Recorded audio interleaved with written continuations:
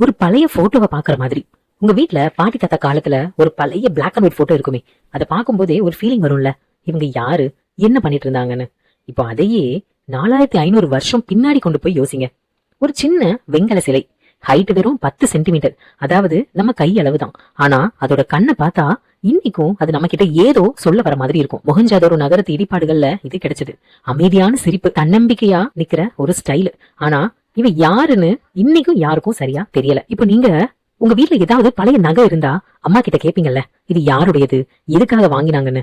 இந்த சிலையையும் கண்டுபிடிச்ச எக்ஸ்பர்ட்ஸ்க்கும் அதே கொஸ்டின் தான். அவங்க இத பார்த்தப்பவே இவன் நடனம் ஆடுற மாதிரி நிக்கிறாளேன்னு நினைச்சு டான்சிங் கேர்ள்னு பேர் வச்சுட்டாங்க. கால் ஒண்ணு கொஞ்சம் முன்னாடி, கை இடுப்புல வச்சிருக்கோம் ஸ்டைல்ல ஒரு ஆட்டிடியூட் தெரியும். ஆனா ரியலா இவன் நடனக்காரியான்னு நிரூபிக்க எந்த ஆதாரமும் கிடையாது. ஒரு ராணியா, பூசாரியா, அல்லது சாதாரண ஊர் பொண்ணு ஒருத்தியோட நினைவா இதை வச்சிருக்காங்களான்னு யாருக்குமே தெரியாது. 100 வருஷமா இதை பத்தி டிபேட் நடக்குது. இன்னைக்கு வரைக்கும் முடிவே இல்ல. இப்போ யோசிங்க, நம்ம வீட்ல ஒரு புது கேஜெட் வாங்கினா இது எப்படி இவ்வளவு அட்வான்ஸ்டா இருக்குன்னு ஆச்சரியப்படுவோம்ல. அந்த மாதிரி ஒரு ஃபீலிங் தான் அந்த சிலையை பத்தியும். இதை உருவாக்குனது லாஸ்ட் வேக்ஸ் காஸ்டிங்னு ஒரு அதிநுட்பமான டெக்னிக்.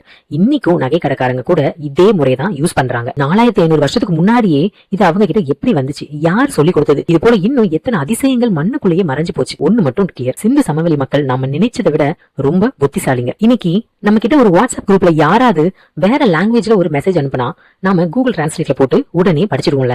ஆனா இந்த நாகரிகம் விட்டுட்டு போன எழுத்து மொழி இன்னைக்கு வரைக்கும் யாராலையும் டிரான்ஸ்லேட் பண்ண முடியல. ஆயிரக்கணக்கான குறியீடுகள் உலகத்திலேயே பெஸ்ட் மொழியில அறிஞர்கள் முயற்சி பண்ணிருக்காங்க, ஆனா படிக்க முடியல. ஒருவேளை அந்த எழுத்துக்குள்ள இந்த டான்சிங் கேர்ளோட உண்மையான பேரே இருக்கலாம். பதில் நம்ம கண் முன்னாடியே இருக்கு, ஆனா அதை படிக்க தான் தெரியல. நம்ம ஊர்ல ஒரு பெரிய கடை இருந்து திடீர்னு அது க்ளோஸ் ஆயிடுச்சுன்னா என்ன ஆச்சு அவங்கன்னு கேள்வி வரும் இல்லையா? அதே கேள்விதான் இந்த முழு நாகரிகத்தை பத்தியும். ஆயிரக்கணக்கான மக்கள் வாழ்ந்த வணிகம் செழிச்ச நகரங்கள் திடீர்னு காலி ஆயிடுச்சு. மக்கள் விட்டுட்டு போயிட்டாங்க, வணிக பாதைகள் மறைஞ்சிடுச்சு. இது காலநிலை மாற்றமா, வறட்சியா, ஆற்றின் திசை மாறிச்சா, ஏதோ நோயா? இன்னும் கூட ரிசர்ச்சர்ஸால ஒரே பதில சொல்ல முடியல. ஆயிரக்கணக்கான வருஷங்கள் கடந்துச்சு, எத்தனையோ பேரரசுகள் வந்தாங்க போனாங்க. ஆனா இந்த சின்ன வெங்கல பெண் இன்னைக்கும் நம்ம முன்னாடி நிக்கிறா. கையை இடுப்புல வச்சு உலகமே மறந்து போன ஒரு ரகசியத்தை அவ மட்டும் தெரிஞ்ச மாதிரி. அவளோட பேரு தெரியல, கதை தெரியல, ஏன் அவளோட நாகரிகம் மறைஞ்சதுன்னு கூட தெரியல. அதனாலதான் இவ ஒரு சிலை மட்டும் இல்ல, வரலாற்றின் மிகப்பெரிய விடையில்லா புதிருக்கு அமைதியான சாட்சி. ட்ரெக்கிங் போனா என்ன பாப்பீங்க? நீங்க எப்பவாவது ஒரு அட்வென்ச்சர் ட்ரிப் போய் ஏதோ ஒரு பழைய குகைக்குள்ள போயிருக்கீங்களா? அங்க இருட்டுல ஏதோ ஒரு உருவம் தெரிஞ்சா உடம்பு சிலிர்க்கும்ல. இப்போ யோசிங்க, அந்த குகைக்குள்ள நூற்றுக்கணக்கான வருஷமா யாரும் தொடாத ஒரு உடல் உங்களை பாத்துக்கிட்டு இருந்தா கொஞ்சம் பயம், அதே நேரம் ரொம்ப கியூரியாசிட்டி. பிலிப்பைன்ஸ் நாட்டு மலைப்பகுதியில இதே மாதிரி நடந்துச்சு. அங்க கிடைச்சது சாதாரண மம்மிகள் இல்ல, இந்த மம்மிகள்னு அழைக்கப்படுற மர்மமான உடல்கள். நம்ம இன்னைக்கு ஃப்ரிட்ஜ்ல சில பொருட்களை வச்சு கெட்டு போகாம வச்சுக்கிறோம்ல, அன்னைக்கு அவங்க கிட்ட ஃப்ரிட்ஜ் கிடையாது, எலக்ட்ரிசிட்டி கிடையாது, ஆனா பாடிய பிரிசர்வ் பண்ணிருக்காங்க. மம்மின்னு சொன்னதும் நமக்கு உடனே எகிப்து நாட்டு தான் ஞாபகம் வருது. ஆனா இங்க முறையே வேற. இறந்த உடலை நெருப்பு புகையில மெதுவா உலர வச்சு பாதுகாத்திருக்காங்க. ஆமா, நெருப்பால. அன்னைக்கு எந்த மாடர்ன் டெக்னாலஜியும் இல்லாம நூற்றாண்டுகள் கடந்த பிறகும் உடல்கள் அழியாம இருந்திருக்கு. இது எப்படி சாத்தியமாச்சு? இன்னைக்கும் விஞ்ஞானிகளுக்கு பெரிய கேள்வி. நம்ம எல்லார் வீட்லயும் ஒரு பாட்டி ரெசிபி இருக்கும்ல, அத பாட்டி மட்டும் தான் சரியா பண்ண தெரிஞ்சிருப்பாங்க. அவங்க போனதுக்கு அப்புறம் அந்த எக்ஸாக்ட் டேஸ்ட யாராலையும் ரிப்பீட் பண்ண முடியாது. அதே மாதிரிதான் இங்கேயும். இந்த மம்மிகளை எப்படி உருவாக்கணும்னு தெரிஞ்சு கடைசி தலைமுறையே இப்போ இல்ல. அவங்க இறந்ததோட அந்த ரகசியமும் மறைஞ்சு போச்சு. இப்போ சயின்டிஸ்ட்கள்லாம் பல ஆய்வுகள் பண்றாங்க, ஆனா முழு உண்மை இன்னும் கிடைக்கல. நம்ம ஊர்ல ஒரு பழைய வீட்டை பத்தி அங்க போனா ஏதோ நடக்கும்னு ஒரு ஸ்டோரி எல்லாருக்கும் தெரிஞ்சிருக்கும்ல. அதே மாதிரி இந்த மம்மிகள்ல மிகவும் பிரபலமானவர் அபோ அன்னு, ஒரு பழங்குடி தலைவர். இவரோட மம்மி ஒரு காலத்துல திருடப்பட்டதாம். அதுக்கப்புறம் திருட்டுல சம்பந்தப்பட்ட சிலருக்கு துர்தஷ்டங்கள் நடந்ததா உள்ளூர் மக்கள் சொல்றாங்க. உடனே ஒரு பேச்சு பரவ ஆரம்பிச்சது, அபோ அன்னுவின் சாபம். இது உண்மையா வெறும் கதையா யாருக்கும் தெரியல.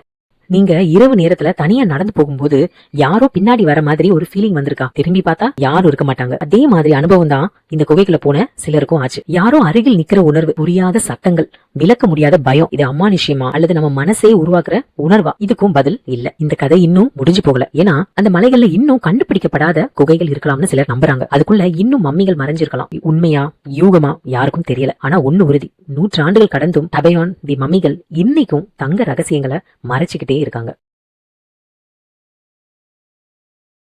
அடுத்து நம்ம பார்க்க போறது ஹால்ஸ்டெட் புதைக்குழிகள். நம்ம ஊர்ல ஒரு பழைய குடும்பத்துல சொத்து பிரிக்கும் போது யார்கிட்ட எவ்வளவு நகை இருக்கும்னு பார்த்தே அவங்களோட ஸ்டேட்டஸ் தெரிஞ்சுக்கலாம். இதே ஃபீலிங் தான் ஆஸ்திரியாவின் மலைகள்ல இருக்கிற ஹால்ஸ்டெட் கல்லறையிலையும். 2500 வருஷத்துக்கும் மேலா ரகசியங்களை பாதுகாத்துக்கிட்டு இருக்கிற இடம் அது. இங்க புதைக்கப்பட்ட மனிதர்கள் இறந்த பிறகும் தங்க கதையை நமக்கு சொல்லிக்கிட்டே இருக்காங்க. இன்னைக்கு நாம சூப்பர் மார்க்கெட்ல போய் ஒரு பாக்கெட் உப்பை 20 ரூபாய்க்கு வாங்குறோம். அது நமக்கு ரொம்ப சாதாரணமான ஒரு பொருள்.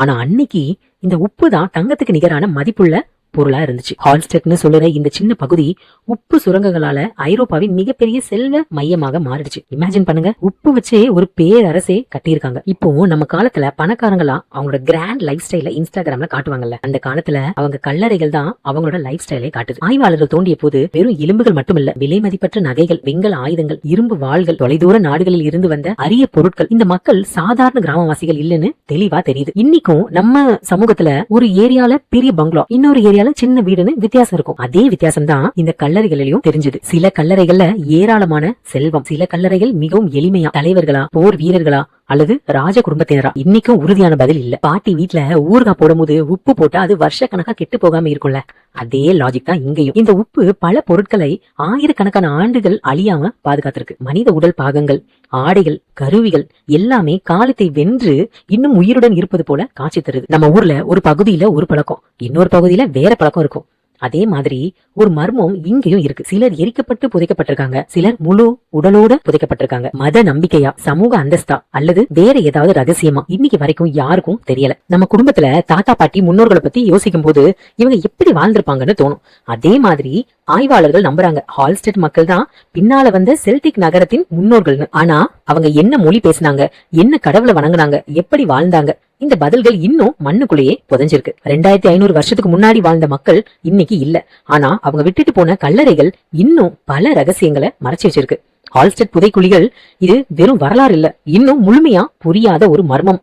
இது போன்ற சுவாரஸ்யமான மர்மங்களை தெரிந்து கொள்ள மெய் அறிவோம் சேனலை சப்ஸ்கிரைப் செய்யவும்.